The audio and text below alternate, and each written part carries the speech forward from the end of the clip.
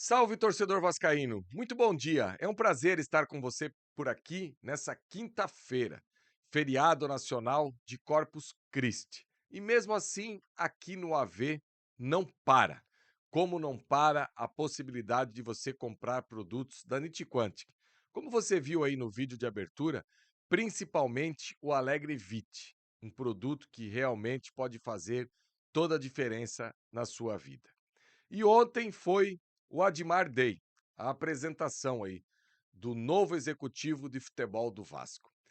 E nesse mundo moderno e que existem os canais que cobrem os clubes, o legal e o interessante é isso. Ontem, eu não vou precisar aqui, mas eu acredito que mais de 20 pessoas tiveram a oportunidade de perguntar para o Admar sobre os mais variados assuntos. E o que acontece nesse momento? Como você não repete aquilo que já foi perguntado anteriormente, pela quantidade de pessoas envolvidas, dá para a pessoa falar sobre os mais variados temas. E eu, particularmente, diante de tudo aquilo que o Admar falou ontem na sua apresentação, eu achei uma entrevista nota 9, nota 9,5. Simples, objetivo, expondo aquilo que ele imagina sobre o Vasco, não trazendo falsas profecias, enfim. Eu vou trazer alguns pontos aqui que me chamaram a atenção. Primeiro deles, de um fato que ele tomou todo o cuidado para não expor o elenco nem a direção do Vasco. Falou, inclusive, que veio para cá diante de proposta, de projeto, daquilo que foi falado. Porque ele recebeu, quando o Vasco ainda tinha a empresa norte-americana no seu comando, o convite. Então, ele até falou e deixou entendido que hoje a proposta e aquilo que foi oferecido foi melhor do que aquilo que foi oferecido lá atrás. Então, ele tomou todo o cuidado para não expor elenco, direção, diretoria, quem contratou e tudo mais. Só que num determinado momento escorregou algo. Também perguntaram para ele sobre posição. Ele disse que não ia falar para não expor o elenco. Só que num determinado momento, quando você está dando uma entrevista, mais de, sei lá, 30 pessoas na sala, 20 pessoas perguntando, é claro que não vai sair tudo como programado, como o media training. Teve um determinado momento que ele disse assim: o elenco é desequilibrado. E se tem algo que me deixou feliz ontem, é ouvir isso. Como assim, Jean? Isso é um fato negativo do Vasco.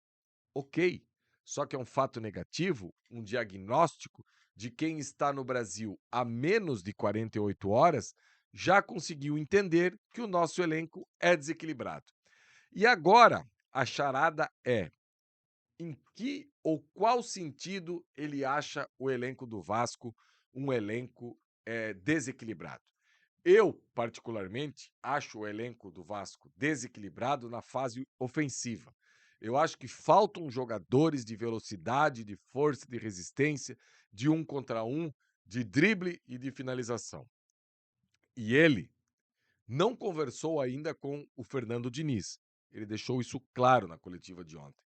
Só que ele disse que assistiu todos os jogos que o Fernando Diniz esteve à frente do Vasco. Ou seja, o diagnóstico não precisa vir da boca do Fernando Diniz. Semana passada, no jogo que o Vasco fez no Morumbi contra o São Paulo, que foi aquela atuação exuberante, a melhor atuação fora de casa do Vasco nos últimos anos, mas assim, com larga vantagem em relação à segunda colocada, os primeiros 10 minutos, o São Paulo marcou o Vasco em cima. Aquele menino, o Luca, deu uma chapada no alto, assim, no canto do Léo Jardim, quase fez o gol. Depois uma cabeçada do André Silva, que passou raspando. E qual é o antídoto que o Vasco precisava ter naquele momento para aquilo ali? Era o antídoto da bola rápida, da saída do Léo Jardim pelas extremas, de um lançamento de um dos volantes. Só que o Vasco não tem esse escape, o Vasco não tem essa fuga. Esse escape e essa fuga do Vasco para sair de algum momento encurralado, é sempre com o bloco inteiro andando, nunca numa bola rápida. Eu entendo também que isso sempre vai ficar condicionado pelas características que o Fernando Diniz tem no seu trabalho, que é um trabalho de posse, de segurar, de rodar, de virar o jogo, de colocar superioridade numérica de um lado do campo, daqui a pouco fazer a inversão para tentar pegar alguém na melhor situação do outro lado. Tudo isso eu entendo. Só que, às vezes, o futebol pede uma quebrada, um chute para frente, literalmente, algo que faça a equipe andar. E esse chute para frente nem precisa ser algo muito equilibrado, muito elaborado. Eu vou dar um exemplo para vocês num jogo de alto nível. A final da Eurocopa entre Espanha e Portugal, eu assisti já quase que 3 vezes esse jogo, porque ali, na minha concepção, estava o mais alto gabarito daquilo que eu penso de futebol, em várias nuances, tanto na fase ofensiva quanto na fase defensiva. E chegou um determinado momento no primeiro tempo que o Lamine Yamal não encostava na bola e o Nico Williams criou 2 ou 3 oportunidades de gol. E o que fez do Nico Williams criar essas 2, 3 oportunidades do gol? Uma marcação muito forte da equipe de Portugal em cima do Lamine Yamal, até porque é um gênio que está surgindo, e o cobertor de uma linha defensiva quando ela balança é esse, não tem muito o que fazer. E Portugal corria um risco ainda maior, porque além de ter esse balanço maior para cima do Lamine Yamal, era uma linha que jogava muito adiantada. Então, essa bola para chegar no Nico Williams não precisava ser algo muito elaborado. Não precisava ser o Gerson da Copa de 70 lançando. Bastava um chute para frente para deixar o Nico Williams em condições de fazer o gol, dar uma arrancada ou dar uma assistência. Então, essa saída forte para o ataque, rápida, veloz, hoje no elenco do Vasco, a gente tem o Ryan que consegue executar e basicamente mais ninguém. A gente tem que ver como o David vai voltar depois da cirurgia. Então, esse desequilíbrio que o Vasco tem hoje, eu acho que é importante. Inclusive também equilibrar um pouco mais o lado esquerdo do Vasco. Porque se a gente parar para pensar, o Vasco é bem dividido entre força e técnica. O lado direito do Vasco, força. PH, força. João Vitor, força. Ryan, força. O lado esquerdo do Vasco, Lucas Freitas, técnico. Piton, técnico. E Nuno Moreira, técnico. Então, talvez até por isso que o Vasco sempre procura cozinhar o jogo mais pelo lado esquerdo e fazer as inversões rápidas para o outro lado para pegar a carreta do Ryan embalada e a carreta do PH embalado. Então, esse desequilíbrio que ele já percebeu no nosso elenco, eu acho que é fundamental para aquilo que a gente precisa nessa janela agora. Outro fator que gostei bastante, não adianta contratar por contratar. Quando contratar tem que fazer sentido.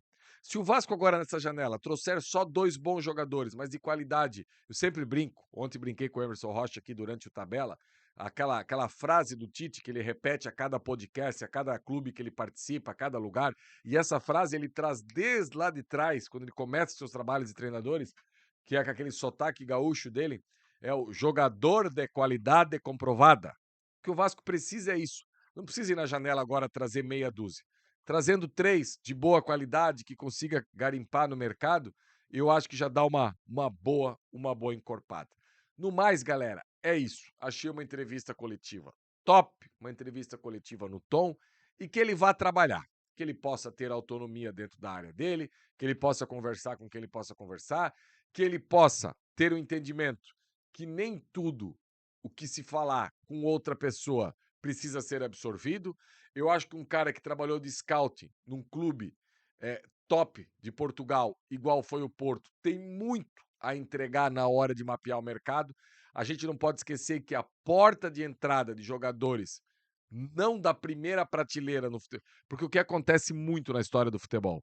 Os clubes portugueses têm olheiros por todo o Brasil. E Portugal, principalmente Benfica, Porto e Sporting, é a barriga de aluguel para os grandes europeus. Sempre foi assim. Então, não dá para a gente ir, e os grandes centros já vêm aqui, já levam aqueles que você já sabe que vai estar ok. E ele trabalhando tanto tempo como trabalhou no Porto, eu não tenho dúvida que tem acesso a esses jogadores que podem, daqui a pouco, virar grandes jogadores que, num primeiro momento, não são grandes investimentos. Eu acho que dá para ele conseguir isso, sem dúvida nenhuma. Beleza, torcedor? Não gostou da entrevista do Admar? Gostou? Deixe o seu like, deixe o seu comentário, compartilhe nas suas redes sociais. Hoje eu não vou estar no Tabela, quem vai estar, meu amigo, meu parceiro Emerson Rocha, vai colar com vocês lá no Atenção Vascaínos no Tabela. Daqui a pouco ele chega no BTG também. Aliás, com alguém com alguns nomes aí para falar do mercado, que pode ser nomes interessantes para o Vasco.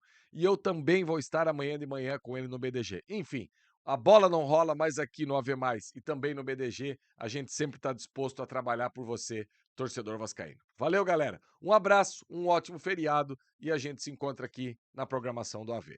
Valeu!